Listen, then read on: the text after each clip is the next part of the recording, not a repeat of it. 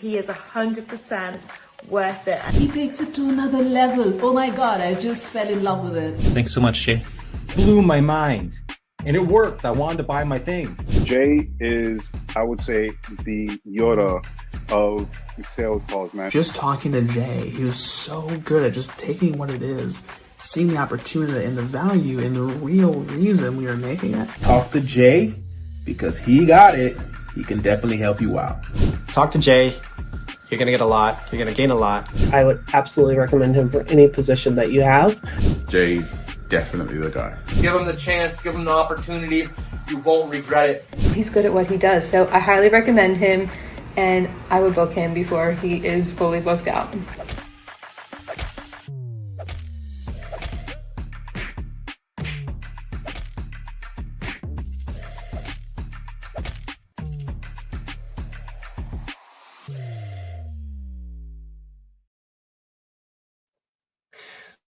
Welcome to another exciting episode of the Sales Ninja Show podcast. Today, we have an incredibly special guest, someone whose expertise in digital marketing has helped transform brands like Nike, the Golden State Warriors, and Rosetta Stone.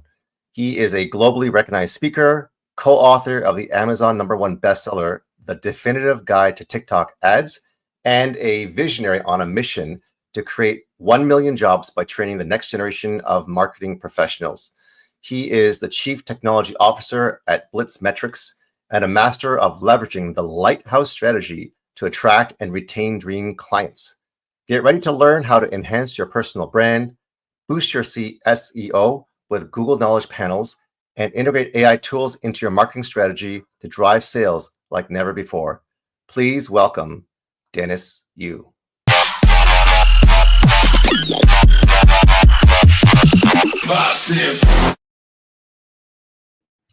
Hey, Dennis. Welcome to the Sales Ninja Show podcast. How you doing? Good to see you. Likewise. Well, thanks for your time today. And I would love to dive right in with that mission statement of creating 1 million jobs by training young adults and professionals in social media marketing.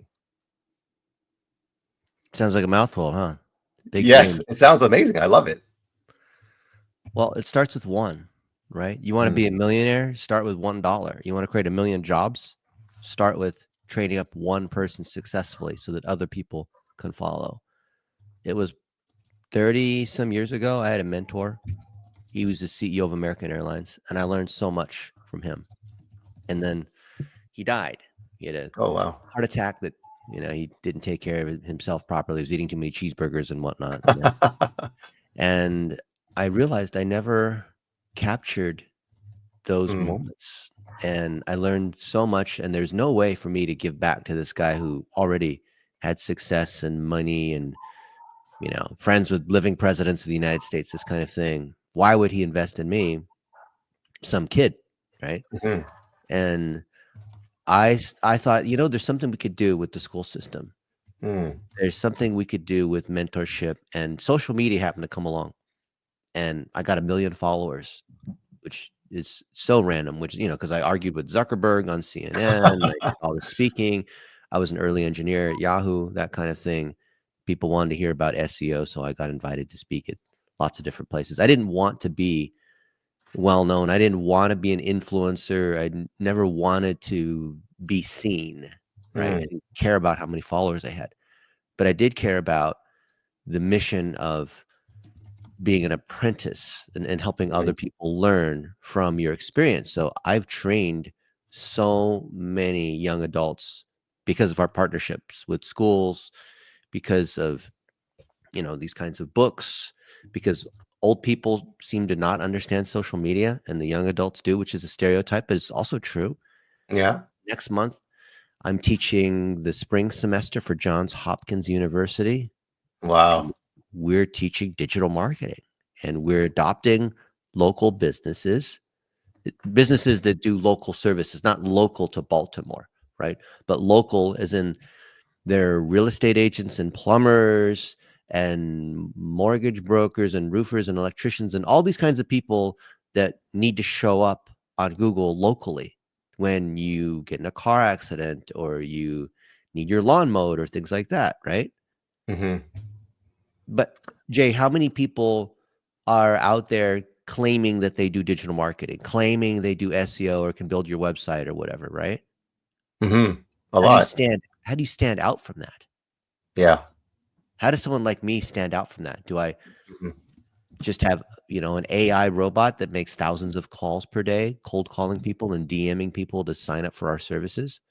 No. Do I trick people by making huge promises? Do I just, what's the strategy to stand out? And for anyone, you want to be a sales ninja, you need to have some kind of differentiator, some kind of secret weapon.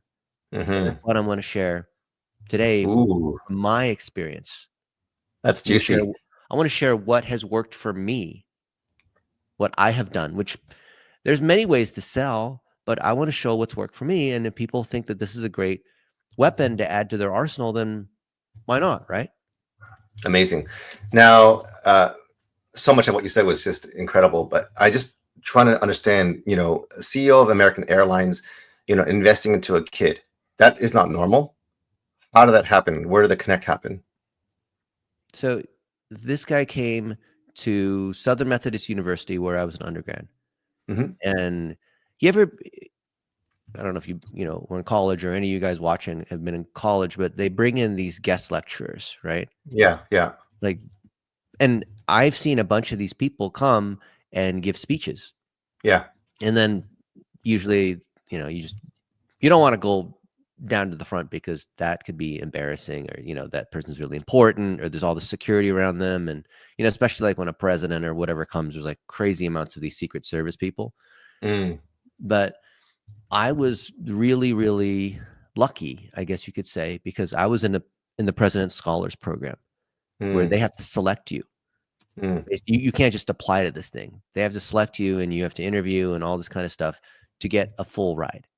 I was in this program and I got to have dinner with Margaret Thatcher, with Kelleher, with Colin Powell, with all these things, George H.W. Bush. I mean, this is crazy. So I've got to meet all these high profile people, have dinner. Dinner is in like, there's like 15 or 20 of us or something like that having dinner with these sorts of people.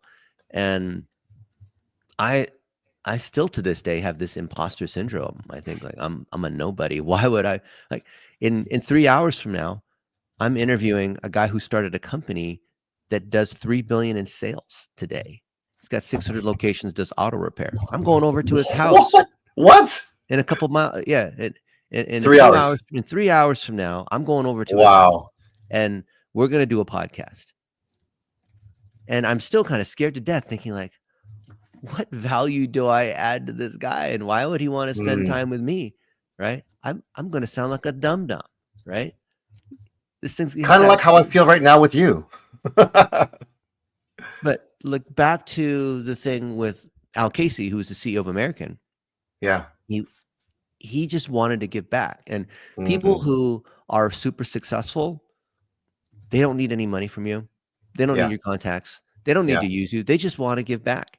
Yeah. And because I was in this program, I had special access. Just like when people go to a mastermind or they have a friend who's well known and that friend introduces you to somebody, that's an advantage, right? Yeah. And it wasn't because I was necessarily any smarter or more intelligent or more successful or like whatever. I mean, I had some achievements on my resume, but not much really, if you think about it. But we developed a relationship and he said, son, you have a smile so strong, you could sell toothpaste to the toothpaste company. What? That's what he said? Yeah. Yeah. And that made me smile. Right. Yeah. And so there was one thing which in hindsight made all the difference, but seems random, which is I took the extra initiative to say hi.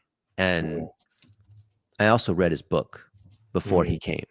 Most people never do that kind of prep. Like if you're a podcast host, how many of them actually do the prep on their guest? He wrote a book called Casey's Law. And there's Murphy's Law where everything goes wrong and toast falls with the jam side down and makes a mess. Yeah. But Murphy's Law is if something can go right, then it should. You mean Casey's Law? I'm sorry, Casey's law. It was Yeah. like Murphy, the opposite of Murphy's law. Yeah. And I read through his history on how he became the postmaster general, which is the guy in charge of all the mail trucks. He had more employees than pretty much any other Fortune 500 company, if you can imagine having, a million employees, that kind of thing. Wow. And he ran the Resolution Trust Corporation. He ran the LA Times. Like, this guy had a career where he's done lots of things. And of course, American Airlines was one of the things in his career. And prior to American Airlines, he had never run an airline. He had zero aviation experience, except like private jets, maybe, right? He's nothing, but he understood the principles of management, of mentorship. And so I had questions. Like, I had such dumb questions. I remember I said, so if you have 500,000 employees and they're going around driving trucks, delivering the mail, how do you even decide how many mail trucks you need? Or when you raise the price of the stamp, what is the stamp now? Like 45 cents or 50 cents? I don't know, whatever it is. Right? I don't know. Yeah. Back then, a stamp was, I want to say, like 28 cents or 30 cents. Yeah. And the post office would raise the price to like 31 cents or whatever it was, the price of the stamp. Yeah. And I was honestly curious. I'm like, so you're in charge of this post office. How do you decide like when to raise the price of the stamp? And like, if you have hundreds of thousands of employees, like, how do you manage them? Do you have like a big Zoom call? There's no Zoom back then, right? Because the average Fortune 500 executive, guess how many layers of management there are? 10, 20, 17. Wow. Right? Some even 20. So wow. Like, there's a CEO, then a manager, and then, 17 to 20 layers of managers between that and the person who's driving the truck delivering the mail. Oh my God. And I said, how do you guide a battleship like that? Because there's all these people in the middle. How do you know if any of them are doing good work or just playing politics or wasting money or making good decisions? And like, I'm generally curious because I had a couple virtual assistants from the Philippines or whatever. And this is how I learned how to hire tons of VAs and built a course around that kind of thing. And he told me some basic things about management and gave me a couple books on management. And I didn't understand anything about management. I thought it was this McKinsey, Goldman Sachs kind of, MBA sort of thing about management, or maybe it's like the current, negotiator Chris Voss stuff where it's all about like, how do you, be tough? Or I had no idea about management and managing things. I mean, running the airline is all about management and operations process. Right. You have to have an incredible process. It's not because you're a tough manager and you work really hard. And like, yes, all those things are true if you're an entrepreneur or a sales ninja, but you have to have the SOPs and trainings and all that in advance. Because what if the pilots go on strike? What if a plane runs out of fuel? What if a flight attendant doesn't show up? What if customers get mad? What if there's weather? What if there's, all kinds of random stuff happens, right? How do you operate and not have, knock on wood, fatal crashes? You have, operations and something called OSO, off schedule operations, which is the training on what happens. Like, there's multiple levels of avionics and hydraulics. And if the landing gear fails, there's still ways to pull the landing gear. The electrical system fails. There's secondary and tertiary backup systems on the 737 and whatnot. There's all this kind of stuff that you train for contingency, that if something bad happens, you know what to do. You carry enough fuel to fly to the next airport and then another 30 minutes, right? There's these things that you have to do. You can't just like, oh, I'll just drive until my car goes on empty and then hopefully I can land. It doesn't, like, a lot of people don't realize that airlines, for example, are built on OSO. And there's a whole science behind how do you build that kind of operations. And I learned that, and that's necessary when you have lots of people. A lot of people think that bureaucracy is like a bad thing, or having rules is a bad thing because I'm an American, I'm a rebel, I'll do things the way I want, and screw the process or whatever, screw going to college. But I learned how to do all that. And so I asked him questions about how he did that. And he thought those questions were good. So he invited me to lunch. Wow, really? I remember we went to lunch, and it was me, him, and this other old white guy. And that old white guy was Dick Hayen, who is the chairman of Allstate Insurance. And I thought, what? Holy crap. and so I was so intimidated. I didn't want to do anything. I just wanted to hear these two old men talk and this kind of stuff. Yeah. So, because think about it, if you're the CEO of American Airlines, what kinds of people do you typically hang out with, right? You're going to hang out with other people that are also CEOs of big companies, right? Because that's how it is. Yeah. And so this guy, you know, he was, I was so intimidated. It was all in my own mind, and I thought like I was an idiot and all this kind of stuff, imposter syndrome and stuff. But he was the nicest guy. And I asked him, so, okay, there's how many insurance agents are there for Allstate?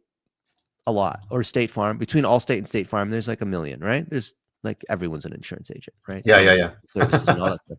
And I said, so how did you become the chairman? Were you just like more competitive and you just like stab your way to the top? Or because he was the nicest guy. Like, was it because you're like a super genius, or because you're really lucky, or because your dad was the whatever? Yeah.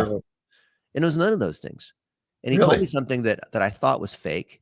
And to this day, I still kind of don't believe, but I know he's right. Now I know he's right. And he said, you're taught in school, you know, because you want to get the best grades and you have to beat out the other people, or you join a company, there's only one spot for promotion, so you have to beat out the other guy. So if you win, they lose, and this kind of thing, that you just have to be tough and outsmart the other people, right? You have to get ahead, win in the rat race. And he said, no, that's what happens in Hollywood movies. The reality is the nice guys, they don't finish last. They win in the long run, because if you're an entrepreneur and you want good people to join your company, then you can't be an asshole. Because good people, it's like, you know, finding a quality woman, the best ones are taken and the rest are handicapped. That's what he told me. So don't cancel me for that. That's what he told me. Oh my God. The best people are always are doing something else. They're not just sitting around. So you have to convince them or something about you, or, you know, they have to be convinced to leave whatever the thing is they're currently doing to come join your company. Why would someone want to go work for you if you're an asshole, right? Yeah. You could be Michael Jordan or whatever, you know, come join my basketball team. I'm Michael Jordan. Of course, I'd love to come play if you're Michael Jordan. But I also have to feel that this is not only a great opportunity, and I can also play at that level. I'm 5'5", so I'd never be able to play in the NBA. I mean, I technically. I watch your dunks, by the way, and all that, but I watch your dunks in the trampoline park. Yeah, but he told me that if you can find the right people and you treat them well and you give them opportunities to win, then they attract more A players. If you've brought in A players, they will attract more A players. That's an if that everyone skips. And I didn't understand that, because everyone thinks that they're an A player. No one wants to say that they're an average player.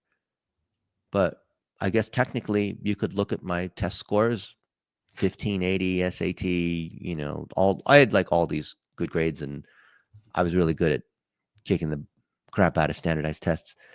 But according to that, like, I was an A player, right? And I was good at math and all these things. You know, I'm an Asian. You and I were Asian. We understand. Your stereotype, yeah. And I leveraged that. So I was really good. I was a standout in certain areas. But I didn't understand relationships. I didn't understand speaking. I didn't understand like deal making. I didn't have any friends, if you will. I didn't. You know, I was just really good. I worked really hard, and I did my work. I prepared. So because I prepared to meet Al Casey and I read his book, I was able to have a good conversation, right? Because I read the freaking book, and I knew 250 pages of his life history, and this guy, I read the thing, right? And that, like, if I didn't read his book and I tried to just go like wing it, saying like, hey, what's it like being the CEO of an airline? Like, how many times have people asked that? I would ask really specific questions based on what I read in the book. And that opened up mentorship. And then he invited me to lunch, and I met these other people, and he would teach me all these different things. But I also was in service to him, because he'd say, hey, I have an assignment for you. do this one thing. And I was back then, the web was just starting to become a thing. That this is probably even before you were born. Imagine that. And I was building websites for his friends. Wow. Right?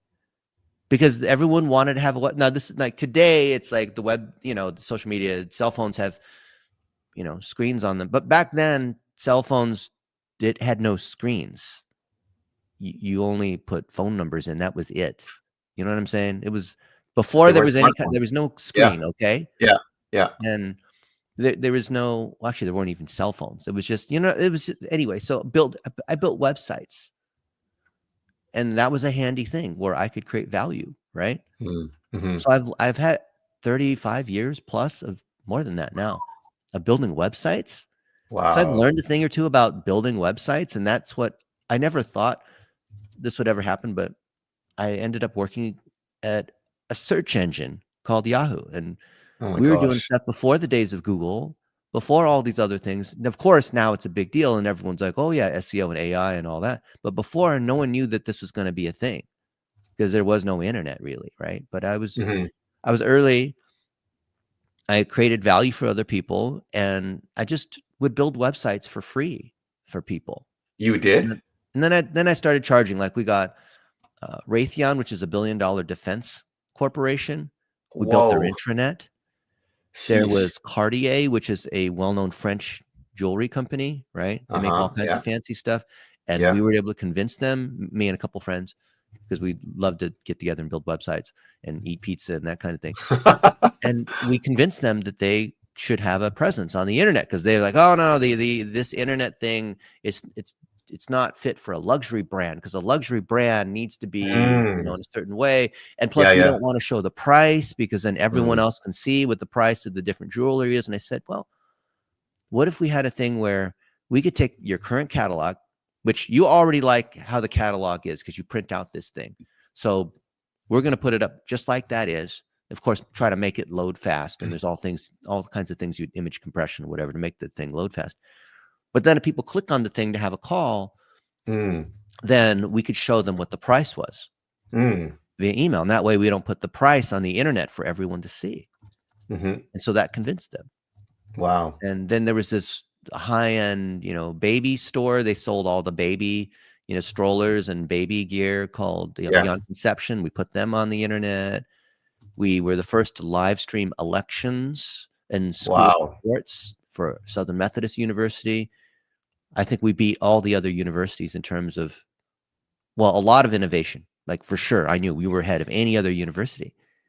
And because of that, that attracted more young adults at that time who wanted to learn how to do these things. And so we got together, I built a reputation, and this reputation has since carried forward to where now I can teach this at universities. I have books, and it's not because of me. It's because this is the thing I think most salespeople are not going to get. People that are watching this, they don't get this. If you do something so well and you openly publish how you do it, other people will have done it, and there's evidence of that success, right? So I could be the most skillful, eloquent, whatever person, but if you don't see proof of hundreds or thousands of other people that have followed my recipe, Gordon Ramsay's a well-known cook and this kind of thing. And a lot of people like me have followed his recipe on how to cook a steak the right way, right? Yeah, yeah. Well, if you've tried the recipe, if thousands of people have tried the recipe and there's proof of it, then Gordon Ramsay doesn't need to sell himself, because all the people who have followed his recipe are doing the selling for him, if you will. Right? In other words, your reputation, word of mouth, not how many followers you have, but how many people have achieved success in doing the thing that you say, oh, you should do this and you should do that, right? Every salesperson is trying to convince you that their thing is better. Their product, their service is somehow better. And it does the thing, whatever the thing is, right? Right. Well, rather than insist on the promise and use all these techniques and spam people and whatever, why not just let all your customers do the talking for you? And that's what a lighthouse is. So just before this podcast started, 30 minutes ago, I got a text I'll prove it to you. Show you I'm not BSing you. I got a text from my buddy Anthony Hilb. You can see he just sent this, right? Let me expand this. This just came in. It said, "Congratulations, you've just gotten your knowledge panel on Google." Anthony Hilb, he's a $6 million a year landscaping company. And then you go to, can I share my screen? Yeah. Do you have a present button? Share this thing here. Because otherwise we're just talking. I'm a proof kind of guy. Okay. Yeah, I love it. I love it. Me too. This is another thing. I'm going to show you that there's 29 Jay Lees. How do I know which Jay Lee it is? You know? There's a Jay Lee actor. There's former mayor. Here. Okay. Is it okay if we? Yeah. What's that? We're sharing the screen. Is that okay? Yeah. See okay, this? cool. You see? Okay. Yeah, good. I see it. I see Google. So let's say Anthony Hilb. This is the guy who sent me the text. I absolutely love him to death. Now, this thing on the right is a knowledge panel. You see that? Yes. So all these colored boxes shows who this guy is. He owns Anthony's Lawn Care Tree Removal. I have look at this. This is hidden in plain sight, but almost nobody knows this. Oh, wow. Now, I have written about him. And there's podcasts, and we're legitimately friends, not Facebook friends. Oh, so cool. He's brought his family out here to Vegas for a week, and we've hung out and done oxygen baths and eaten sushi and gone to the trampoline park, which I showed you, right? Yeah. Oh, is that with him? I bring a lot of friends here. And then if I go to YouTube and you look up who this guy is now, because he's a well-known guy in different masterminds and whatever, if you search for him, you're going to see that a lot of these things are items that we have done together. And I was teaching him how to do 1-minute videos. Not like it's super hard to do, but look, I'll just show you. So I flew out and I saw him in Indiana. Okay, so if I do a search in my Google Photos, it automatically finds everything from my phone from Indiana. And you can see that he and I have been out there cutting trees and doing lawns and whatever in Indiana, right? This is a scissor lift. The thing goes like way up into the air, and then the guy cuts down the tree. And I was like, that's fascinating. Like, how do you make sure it doesn't tip over? And how come, like, here's this tree. It's about he had an emergency tree thing here. That's insane, man. That's and this guy is way up in the tree. Wow. Right? And because otherwise, if you don't cut the tree down, it's about to fall on the guy's house. And yeah.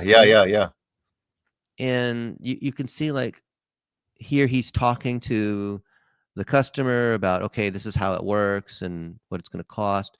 Here he's giving out, paychecks to his staff on Friday afternoon. Oh, wow. Nice. We're driving around in his Jeep, and his son Andrew is playing soccer. And we're getting ready to, so there, we're having a Korean barbecue, having hot pot here. Right? Nice. And so there's clear proof that, I'm at the Garden Inn or Holiday Inn, I don't know, whatever the name of the hotel is, and I'm just saying, hey, I'm in town. So excited to see you. I'm wearing my Anthony's Lawn Care hat. Yeah. So Jay, what do you think happens when there's lots of proof of me hanging out with one of my favorite clients, and it's all over, and we're sitting on the floor in the hotel making these crayon marking, coloring, watercolor things, we're just having a good time. I signed his cast. Right? Oh, yeah. What do you think? Like, do you believe in like manifesting or The Secret or, karma or these kinds of things? I do believe that, when you can envision things, they can come true, and you can actualize them by relationships and taking the right actions. So let me show you something that I thought was just coincidental, but it's happened to me probably 1,000 times. Really? So look at this. This is something that, and you'll probably say, this has happened to me, but I never realized that this actually can keep happening. And I'm not one of those like fortune teller. I believe in prayer. I believe in God, and all this, but is it like a math, data, science, engineering kind of guy? I didn't want to accept this because I couldn't really understand it. But let me tell you, let me give you this example. This right here, right? The guy who just texted me a few minutes ago. Yeah. Because we've hung out. So because people have seen me hang out. And by the way, so if I take this thing with like me and Anthony, Yeah. and what Google does is, let's just take one of these ones. I wonder if this will pick it up. Yeah. So this video, right? This guy's up in the tree, but Google's tagged this as Anthony. See, Anthony Hill. So it's grabbed all the pictures and videos. So this is, we're hanging out in San Diego at the San Diego Zoo. Yeah. We're playing golf. We're eating food. These are some other well-known people that he's friends with, right? Yeah. And this is us speaking at conferences, right? This is, he's on a panel here, you can see, at the Definitive AI Summit, right? With all these other high-level people. Yeah. Other people have seen him. And because of that, other landscaping and lawn and tree care companies have come to me because of this. They've come to me. I didn't sell anything. I didn't say, hey, if you're a lawn care tree company, come to me and I will help you with your digital marketing and website and social media. And like, no. Yeah. And so then this friend of mine who I didn't know was in this thing here, but my buddy Jack he has an agency that serves tree companies. That serves the Anthonys. And so I brought these guys together. Nice. And so now I'm helping Jack grow his personal brand and grow his agency because he already has a lot of clients. And in fact, he is a co-owner in this thing called Tree Savages. Nice. He looks like a teenager. I think he's 19. Oh my gosh. I don't care. The internet doesn't care how old you are. Okay. Yeah. So Tree Savages is this guy, Sean, who runs a tree care company. He even looks like he does. Yeah. They all have this lumberjack kind of thing. He looks like he does. Right. Yeah. And he built a SaaS that will help tree nice. price out the jobs, right? You can imagine that's how a so SaaS cool. works, right? Yeah. And so he's making 6 figures helping tree service companies, and we're helping them become more Googleable. But now all these other guys that are members of Tree Savages, where they're using the app and they're learning how to, price and book the jobs, because when someone wants their tree cut down, there's a way to price that, right? Yeah. To price it correctly, right? And to be able to train your people to do it right, so you have insurance and it's safe, and all that kind of stuff. Like, this guy has a whole community. Look, you could not even make this up. If I go to YouTube or Facebook and look up Tree Savages, you can see this guy has all these 184 videos. Some of them do really well, some of them don't, but he's constantly showing how he's running his tree company, right? And so he's well known among tree people, Tree Savages. Okay, look, there's tons and tons of people in this group that are all tree people that want to follow this guy. So because I've demonstrated trust with Anthony, who is a lighthouse, that's what this technique is I'm showing here. Because I've demonstrated trust with him, then like, what cred would I have with Sean or with Jack or these other people? Jack and Sean, I think Sean's Jack's cousin, right? And family members like to do things together. But why would this Jack guy, or why would Sean want to work with me to serve all these other tree companies? It's because we've taken what we've done with Anthony and published it. We've shown how do you get a knowledge panel. We've shown how do you rank in Google. We've shown, like, you can look at, Anthony's lawn care. And you can see here he is, right? You can see these ones here. Oh, and wow. You can see that his website, this is his website, Bloomington Landscape. Okay. I'm using these SEO tools, but look, he ranks on thousands of keywords. Sheesh. 3,615 keywords. Look at all the keywords. He ranks on landscaping service. Well, wow. Indiana trees, best way to clean pine, just all these landscaping Bloomington. This would be $3.52 a click to buy it on Google. Of course, we're going to buy it and we're going to rank for it. We do both. We don't do just SEO, but we also want, we want to do it both ways. And he shows up in Sheesh. the local pack and a thumbnail and videos and images and all this stuff that shows, look, he featured snippet, thumbnail. People also ask video preview, right? Pine needle removal. Wow. So like, specific. And look, there's 40 people that are looking for this. Keyword difficulty of 0, What? 82 cents a click. We're ranking #1 on pine needle Wow. removal. So come on. if someone wants their pine needles removed, then they're going to come to this article that we have on how do you clean up the pine needles. Oh, interesting. Right? And this is from 3 years ago. Wow. But if they have pine needles and they're in another city, then we can send that to our other friends who run lawn care companies in that city and create value for them. Right? You understand the whole thing? Like we create value for them. They create value for us. Yep. They link to us. We link to them, and not in a link exchange kind of thing that'll get you busted by Google. Right? But his SEO is fantastic. I mean, there's lots of things we still need to do, but look at this, right? That's amazing. We get a lot wow. of search traffic here, and these Yeah. keywords we're ranking on. So when we do webinars and we openly teach how we're doing this, all the other landscaping companies are like, okay, so I went and I used your tool and it says that we rank on no keywords, but I've been paying this SEO company $3,000 a month or whatever. And they've been promising me all this, but I don't understand all this technical stuff. But I ran your tool, or, you know, we show, I'm happy to openly show, and all the young adults that we train up are happy to show, this is how you're actually doing. I feel like we're the only people in the world that have a scale, and most of America is obese, right? And we're like, step on the scale. Let's see what your numbers are, right? Don't get mad at the scale if it says that you're 300 pounds and 5'2". I mean, it is what it is, right? Let's fix it. And everyone else is out promising all this snake oil witchcraft stuff. Meanwhile, we can instantly audit any website, especially local. And then all the young adults are learning how to do it too. Isn't that cool? It's amazing.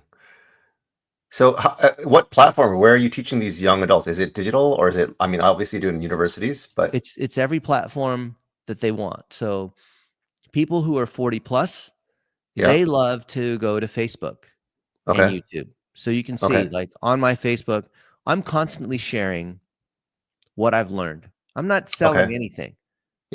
I'm showing, like, here's how $1 a day works. Take something good and put $1 a day on it so that Facebook can do this. And here's how I turned 3 million into 60 million for the Gold State Warriors or other companies like that, right? And you could literally, there's no sign up form here, right, Jay? If you click on it, it goes to YouTube, and there's like an hour-long video where we, you know, screen sharing, blah, blah, blah, blah, step by step, right? I'm showing you exactly how it works. Look at this. Yesterday, Brian Regan, who runs the digital at the Better Business Bureau, you've heard of them, right? Yes. So the Better Business Bureau is sharing. Look, is this me sharing? I mean, it is me technically doing a webinar here. The you experience. So the Better Business Bureau put this thing out here.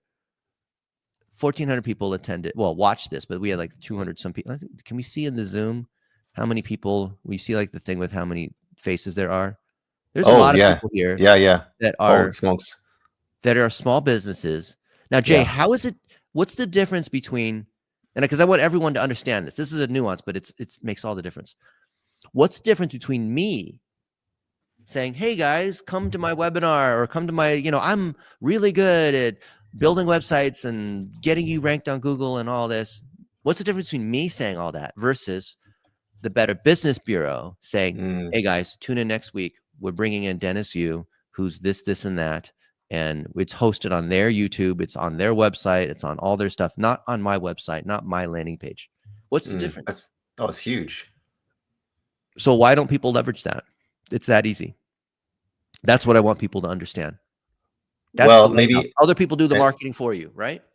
Maybe here's a dumb question, but people may not be in front of BBB, Better Business Bureau, or American Airlines. So where do they start? You start with where you've had some kind of success, or you have some sort of knowledge, or something where you have demonstrated personally that you are credible. I should be able to Google you and see, like, why should I listen to this guy? Right. And if you have expertise, then get on other people's podcasts, post on LinkedIn and Facebook and whatnot, right? So I was showing you that business owners and whatever, they're on Facebook and YouTube and websites. So that's how we attract the business community. But then we have a lot of young adults that we're training up, And so we have content on TikTok and on Instagram, Really, eh? and I can show you that. It's different, the content, right? And, you know, Yeah. on how to do this sort of thing. And you know, when we're in the Philippines or Pakistan and we're training up people there, we will show people that are from the Philippines or people that are from Pakistan that have gone through our training. When we're training up young adults in America on how to build websites and whatever, we're showing other young adults from America, right? We have different people that they can relate to that are just like them, but maybe a little more successful, maybe a little further along. But that, you know, I could be like that guy because, you know, he started in Dennis's program 5 years ago, and now this is where he is. I don't need to do any of the selling. The selling is done through the proof where people can clearly see, right? How do you track the million? Like, is it in your platform, or who keeps count, or how do you know where you're at with that goal, the mission? So I asked John Jonas, who's the founder of onlinejobs.ph, and he's got the world's largest VA website, and he says that we can take credit for $250,000 right there. And if we add up the other people that we've ever hired on onlinejobs.ph or Upwork or through LinkedIn or whatever it is, we can say we're a quarter of the way there and change. Wow. Yeah. Amazing. So my buddy Rehan Alawala is probably the most famous person in the country of Pakistan, except for like one guy who is the former prime minister. Oh my gosh. I think he's got like 14 million followers or whatever it is. Not that that matters, but he has been introducing. I've flown to Pakistan multiple times. Really? To be with him. And he's introduced me to people that run the government, basically, and the conferences and the CEOs of the big companies. And I've spoken at these conferences. And so I'm like, we can walk, if you and I, Jay, were to walk around in Karachi, kind of like their New York City, which is huge. Yeah. We have almost the population of the United States. They're huge. No, people don't even know that. And people would come up to us. You'd be bombarded. Yeah, because I'm so well known over there. Not because of me, but because I've spent so much time hanging out with Rehan. Do you want to see? I'll show you one last thing. Just this is not a flex. I just want to show you the power of reputation, right? Yeah. So if I look at this stuff in Pakistan, but labor's cheap, by the way, that's their natural resource. And I've got armed security with me, walking with me. I have a whole posse of all these people that are walking with me. I'm at the TV station meeting these people. I'm speaking on stage. All these You're people like a celebrity. Yeah. And not because I'm amazing, but because you can see who I'm with. I'm with Rehan's son, and I'm on his podcast, right? At the big conference, the Future Fest conference. And I'm bringing other friends with me, putting them on stage. And so if people see, and I'm even speaking on a stage, and I'm talking about what we're talking about now. I'm showing videos that I've made together with Gary Vaynerchuk or Michael. Wow. No way. I'm on stage talking about that, and other people are taking video proving. And this is a silly hat that one of the, they gave one of these guys who's a vendor who makes these hats. It's like a traditional hat, which is, I didn't want to be rude. So I'm like, oh, thank you so much. Right. I have no idea what it is, right? But okay. I thought it looked silly, but okay, fine. Yeah. And so when you culturally relevant. So when you have this kind of thing here and you're sharing, and it's being live streamed, and you can see who you're hanging out with, that it creates tons and tons of authority, right? Wow. So I'm known in Pakistan because my buddy Rehan is so well known, and he and I have been friends forever, right? Wow. So this is Rehan, and he's constantly teaching digital marketing. This guy is trying to, you see these conferences. He's always speaking at conferences and hanging out with crazy important people. But my reputation and everything that is like potentially awesome about me is not me. It's these other people. And I'm doing everything I can to elevate Rehan and Anthony Hilb and Jack Wendt and other folks. And when I do, this is like this karmic effect, the lighthouse model. This brings me more of what I want. So we have more landscaping and plumbing companies signing up for our programs without ever selling. We have more young adults that are coming in and starting agencies that we coach. because they see other successful young adults. Parker Nathans is a 25-year-old young adult, started with me a few years ago. And I think he just made a post on Instagram saying, you know, I'm no longer broke, right? I used to be broke a few years ago. Now I'm making money and all this, but not in a fake way, but by demonstrating how he's actually doing it. Hmm. And it doesn't take that long to build a good reputation. You know, you don't have to be famous. You don't have to have been on CNN or whatever. People are like, oh, Dennis has been on TV and all that. And I could never, you know, I never have that kind of authority or be on USA Today or NPR. I've been on all these ones, right? You don't need that level. You just need to have a couple good relationships, a little bit of expertise you can share, stuff that you might think is a nothing. Like, let me just show you one more thing. Just because people tell me all the time, oh, no, that doesn't work for me, or, you know, I'm not famous. Like, literally, I have a group here, Digital Marketing with Dennis Yu on Facebook, right? Whoa, it's a big group. And I'm sharing, hey, here's my buddy Sal. He's a plumber, right? And hey, here's my buddy Anthony, right? And we featured him from minivan to machinery, and, you know, followed him around. And where's the one? Yeah, this one here. I posted this last night. My buddy Marco made a 3-minute video showing how he uses LinkedIn, and this thing got 76,000 views. What? Just a nothing video. He's literally like, okay, come here and click here and then click there, and now all of a sudden your resume is on LinkedIn. Oh my and, gosh. you know, is that because you featured him? No, it wasn't. This was 5 years ago. What? This is randomly. No, I was just texting with him, and I said, hey, Marco, you haven't updated your profile here. So look. Oh my gosh. This is his picture from a long time ago. I said, Marco, you need to update this. You look like a little kid. And your main company is not even Intricate Digital. He owns all these other agencies now, right? What? Coding Launch is his main agency. Now he's a 7-figure agency owner. He's doing really well. I said, you got to update this because this is what's showing up under your name. He's like, well, and look, here's your 2021 marketing plan. Like, oh my you need gosh. to update this, right? He's like, what are you talking about? And then I said, oh, by the way, the video we have here's got 76,000 views. Like, what? Yeah. So this is, people don't realize. Just share what you know. Share, like, most obvious thing, like, how do you update your LinkedIn? Like, why would I make a video about that? Right? Every one of those is like a lottery ticket. Is it going to win? Not necessarily, but if you just put enough in there. And I've made hundreds of videos, and some of them, I'm not even a big deal. Some of them have gotten millions of views. Isn't that random? Just random stuff I've made, millions of views, and have made me money or have not, or, you know, some of them have made me money. Dennis, I am blown away in so many ways. And even just this last example, I love, it's more caught than taught. I can't even believe a video like that plain Jane would be 76,000 views with, I thought there's something special about her. I thought there's something different, but it's like, no, I can do that. And clips from our discussion today, who knows? Some random clip that Janelle pulls out might become a big deal and then drive more clients.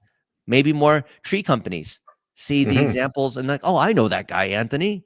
I met him at a conference one time. And who's this Dennis guy? Who's Jack Wendt? Oh, I didn't realize Jack Wendt is partners with this other guy. Oh, I need to go like talk to them. Right? I know we're coming to the end of our time, but I wanted to ask you 2 questions. The last one is the free gift, which is boost your content with the $1 a day strategy and a 6-module social amplification engine. Just talk about that in just a second. But before that, what does the future hold for Dennis Yu, whether it's the next year or the next 10? I just want to create 1 million jobs that are all based on delivering results that we can all be proud of. And my experience is in digital marketing. So I want to see people win in digital marketing. There is no real certification, if you will, or real degree. It's not like a license thing, like being a plumber, or, you know, you have to have a license to fly an airplane, this kind of thing. Yeah. But I want that to happen. And we're getting close to that with the major networks and universities and whatever, establishing a standard. Because why shouldn't there be a standard, right? Then any random sales bro on the internet can claim that they can do digital marketing and social media and make you famous. That just makes me want to throw up. But there's so many good people that want to do it the right way, Jay. Yeah. That every step further, every person that joins our group, they don't have to pay. You know, they're demonstrating that there is a recipe you can follow It's not a secret recipe. You want to cook a steak? Gordon Ramsay's got it on YouTube. It's got millions of views on how do you properly sear a steak, or whatever the thing is that you want to do. I watch Masterclass for fun because I just love learning what these other, like Serena Williams is teaching you how to. Yeah.